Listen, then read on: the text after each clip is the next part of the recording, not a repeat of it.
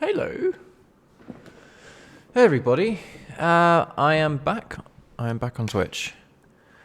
We've got a new year of Hitman content coming out, which just got announced yesterday. And I wanted to start today's stream by going over the video. Some of you may not have seen it before.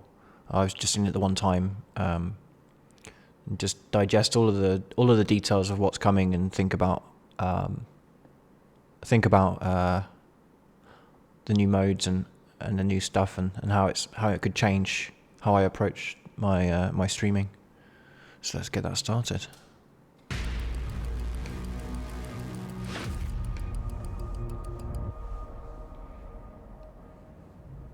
Hi, I'm Clemens and welcome to the reveal of Hitman 3 Year 2. Here at IO Interactive, Hey Crab. we've been building exciting new content Morning. for Hitman 3. Afternoon. And I'm super excited to share more details of what you can expect from another full year of support. First things first, Hitman 3 Year 2 will start on the 20th Right, so that's of next January Thursday. 2022. So this would be my And last today, stream I'm very excited to pre-year reveal some 2. new details about what we've been working on. We've lined I'll up some new reveals talk about what and I'm gonna do details today of 2 upcoming game after modes this. and insights from our developers. So, let's jump straight into the reveal of something completely new. This is Elusive Target Arcade. Yeah. Okay, We're so always thinking of new here we go. ways to challenge our players and give them fresh experiences within the world of assassination. Elusive Targets have always been about recreating an experience that is both tense and impactful. You get one chance to take down your target, there are no second chances, and failure is permanent. The Elusive Target Arcade is our way to take this concept to the next level. The formula has been the same for a while now, and we are ready to mix things up. But without sacrificing what made the Elusive Target so exciting in the first place. In this new mode, you'll take on the ultimate Elusive Target challenge and earn rewards as you go. Okay. I was already excited seeing this.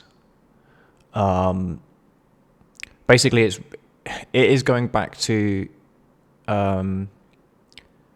previous targets, but already you can see that you're having to do 3 in sequence.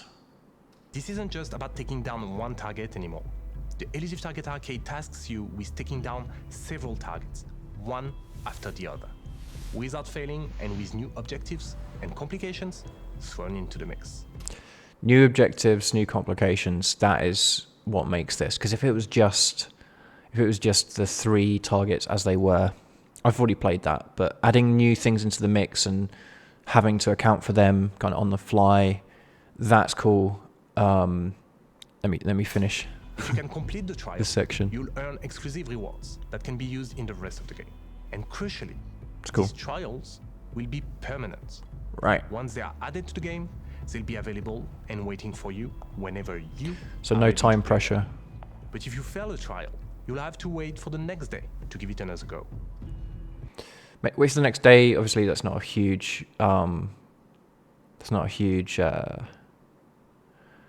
Miss. Like it's not like now where you fail and you can never ever play it again. So it's not quite the same risk reward. Through Year 2, we'll be updating the Elusive Target Arcade with more trials for you to Right. take on and enjoy. We cannot wait to have you play the Elusive Target Arcade and let us know what you think. Oh, sorry, Clem.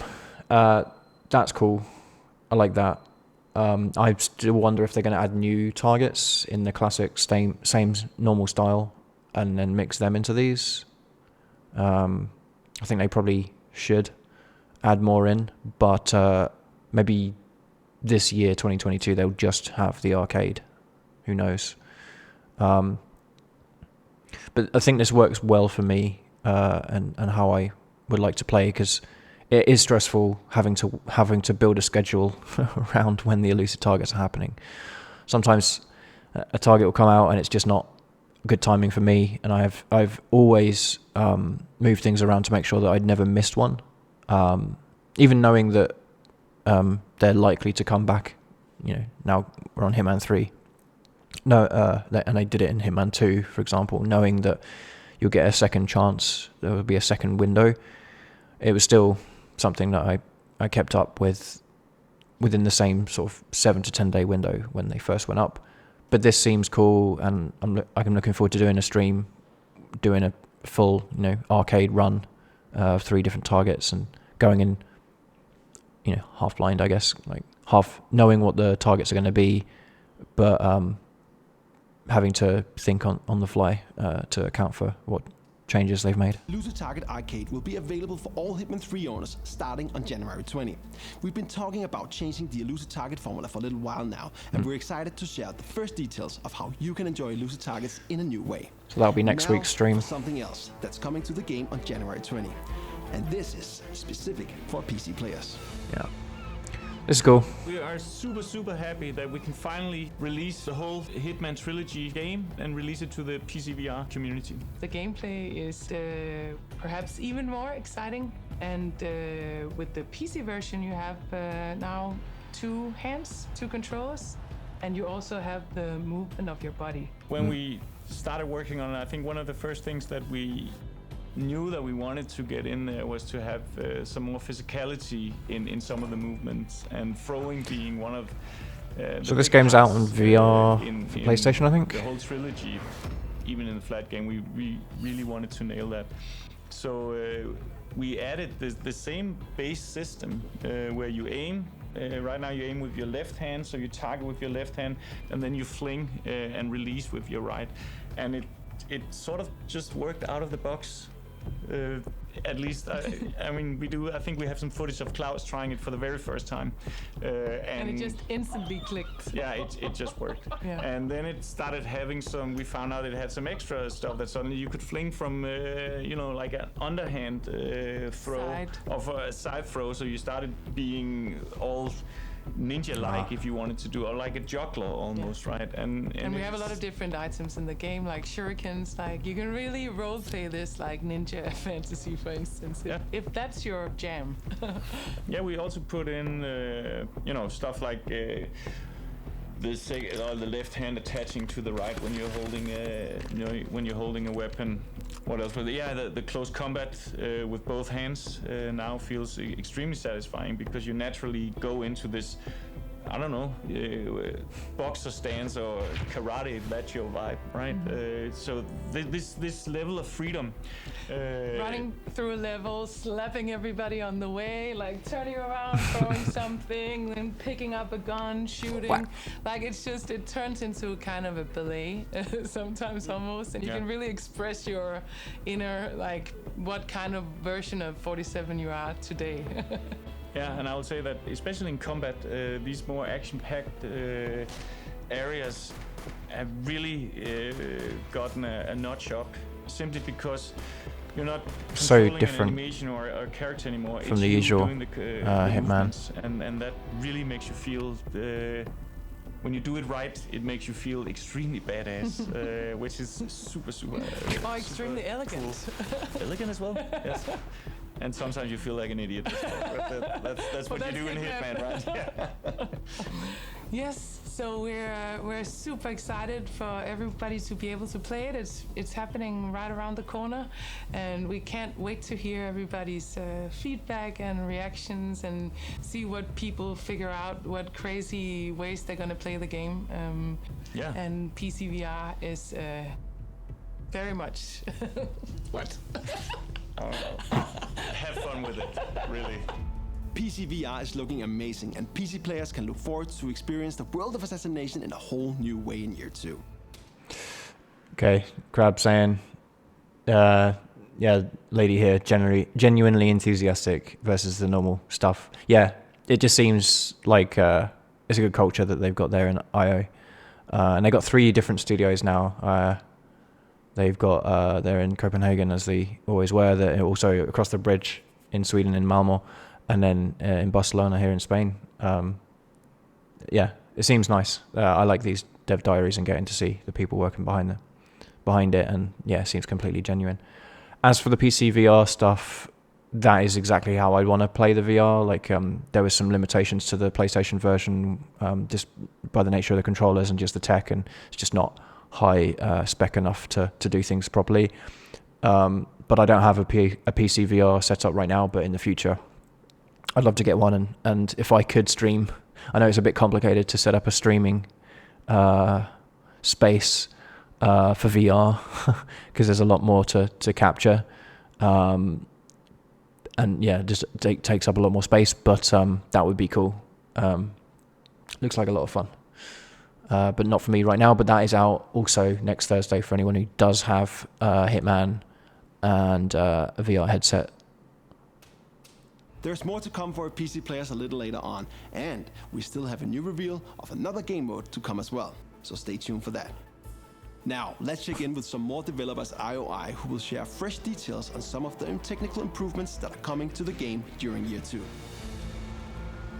We're constantly working on our Glacier technology. It's powering our existing games and all our future games as well. And we want to use the year 2 of Hitman 3 as a chance to bring some of these improvements to our players early on. Some of those improvements, ray tracing. We're going to have better reflections, we're going to have better shadows. You know, Hitman looks amazingly already, but imagine that with ray tracing. It's really, really good. And we are excited to bring it to you, like metals, waters. It's awesome. It's really looking very nice. And we're bringing this to you 2022. We're also continuing our partnership with Intel that brought so many cool advancements to Hitman 2 and Hitman 3 for PC gamers. This year, we're going up another notch and implementing, as one of the first studios, XeSS technology from Intel, which is going to be in the game soon.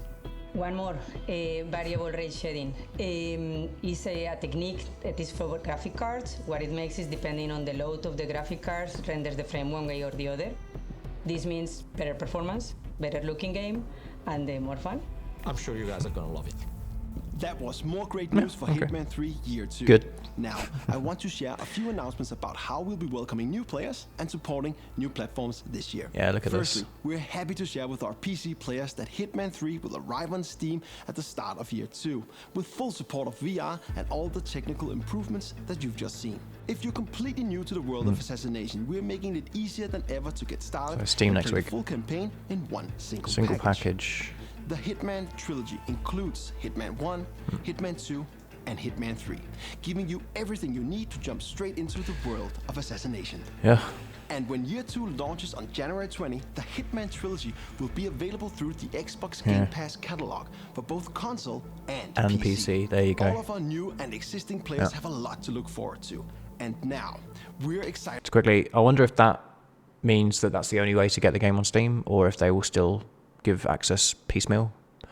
That Xbox Game Pass thing is huge though. Like, Game Pass, best deal in gaming. You can get all 3 of the Hitman games all in this one neat package, just for having subscribed, including on PC. So that's awesome. This new mode is the most interesting thing of the whole thing. And yeah, I'll have some thoughts to share after they've explained it. To share the first details of a major new game mode that is coming to Hitman 3 in just a few months' time. This is Freelancer. In Freelancer, you have a safe house. You don't get everything served for you Spring 2022. In the main missions usually. Everything is ready and you just show up in Paris or wherever. But here you actually have to do a little bit of this planning beforehand. And it does give a lot of... the role-playing part of it is really strong because you kind of feel like you are Hitman, basically. That's cool. You can also visit all your different parts of the safe house. These are customizable, so you can, over time, kind of configure how you think you're Hitman. Hitman 2 had this You are space that you go into between missions. Contracts. You have But here we to go. find some criminal enterprises that are destroying the world slowly, and you have to choose which one you really hate and go against them. So really a campaign is a set of missions that spans across the world of assassination. So as a player you should imagine going on a longer kind of campaign where you go to different missions and you choose the order you want to approach them in. So there's a lot of strategical considerations as well. So this gives a very varied experience whenever you play new campaigns. Yes, it combines the territories and the locations in new ways. When you're on a campaign, you are going up against various types of crime, basically. First off, you have to try and corner the leader. You do that by going to different locations where you take down some of the more ordinary members.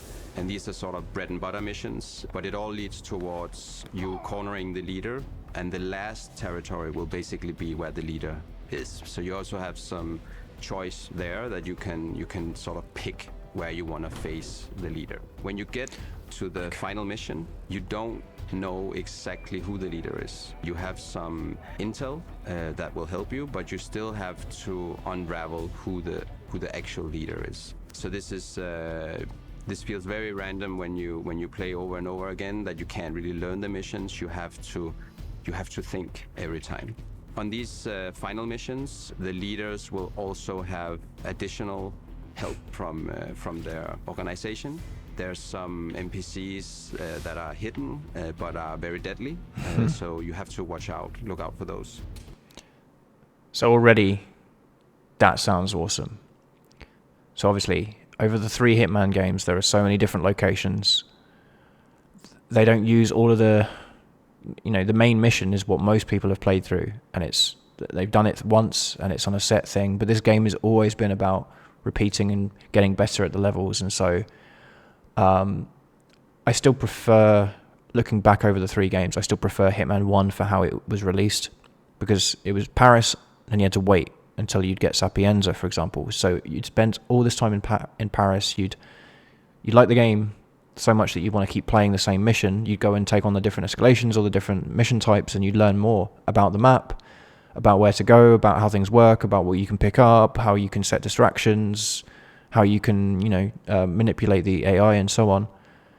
And then when they released Hitman 2 and 3, and it's all in one go, you kind of didn't have that opportunity where this map was the moment and you could indulge in it.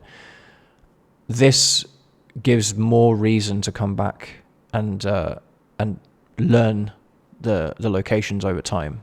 And then this setup's really cool. Obviously, you can by going to the a certain location as the final place where the leader is, you have some choice on doing that and controlling the situation a little bit. But then there's these hidden targets, which is kind of like what was in Berlin in the Hitman 3 campaign, where the first time you go through, you don't even know which NPCs are the targets, and you have to wait and overhear conversations to actually figure it out. So that's all really cool already. Just basically using so much of what they've already built, making the most of it, twisting it in a different way to make the most of just a huge wealth of locations and scenarios and all those different AI routines and everything that's already built into the game. There's also other NPCs that will basically spook the leader and alert the leader, so he or she will escape. So there you go. And that was also something that they experimented with in one of the elusive targets in the Colorado map, where basically you could cause the leader to escape and run away, and you'd fail the elusive target because the guy got in his car and left, or whatever it is. I don't know how he left, because I just killed him all the times I've done that elusive target. It's an added layer of difficulty. Every success in Freelancer basically comes down to your own skill and wits and creativity. Freelancer is very inspired by roguelike games. Here we go. So we are adding way more consequence to what happens when you're on a mission than we normally do in the normal Hitman games and other game modes. During the missions, there will be suppliers that you can purchase gear from. So that's a new thing, and this is the. So you earn money. See here, you got the sort of M symbol. You get extra money for doing certain things, like attacking the extra objectives, basically, like they do in the contracts mode. It's like, well, you could kill them, but if you did that with an accident, you'll actually get the true completion of this scenario. So here, you're incentivized to do spicier techniques, or just do extra stuff, and then buy gear, and you can do that on mission, on-site procurement. The way you actually build your arsenal in Freelancer. This gear is not persistent, so it means that if you bring it on a mission and actually die or drop it, then it's gone. So then you have to. So you die, then like I can't remember the name of the game, but the game, it's not. It is Tarkov, but it isn't exactly Tarkov that I was thinking of. But there's another one. There was another free-to-play thing. It was a free-to-play thing on Xbox, for example, that I played, where if you die, you lose all the gear in the mission. Purchase it again, basically. So there's another layer. Or if you drop it, if I throw a shuriken in someone's head and I don't retrieve it, it's gone. Get a lot of stuff for free. You actually have to build your arsenal and maintain it. Consumables will of course be gone when you use them. Oh, like a poison, it's gone. Up on that. There's no backup plan. It's the sweaty palms we're going for.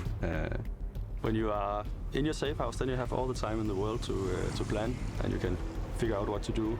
But when you have taken that plane and you are on location, then you better make it count. Freelancer is looking incredible and is currently in the final stages of development. It's currently scheduled for release in spring 2022, and we can't Shouldn't be long. We're nearing the end of the show. So let's recap. Today we introduced Elusive Target Arcade, a game mode that takes elusive targets to a new level. We're bringing Hitman VR to PC, and Hitman 3 will be arriving on Steam. Ray tracing is coming to PC, and the entire World of Assassination trilogy will be included in Xbox Game Pass 2. Finally, we shared the first details on Freelancer, an exciting new mode that will change the way you play and bring back Agent 47's safe house. I can't wait. All of that will be part of Hitman 3 Year 2 in the coming months. There's just one more thing I want to share before the end of the show. We have promised that there's more to come later this year, so here's the first look at something we're working on for later in Year 2. Agent 47 just doesn't stop traveling.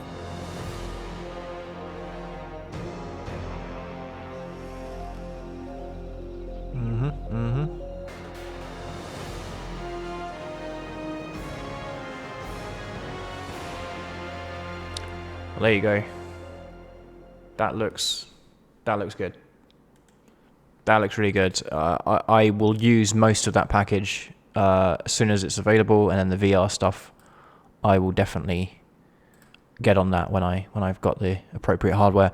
The Freelancer thing looks awesome. That's the most interesting part of it. I'm happy with the change that they've made for Elusive Target Arcade, so that does sound like a cool, neat challenge, but obviously it's still remixing stuff, and all of it's remixing stuff, but the roguelike elements for Freelancer, having more interesting reasons to go back to the same locations, that's awesome.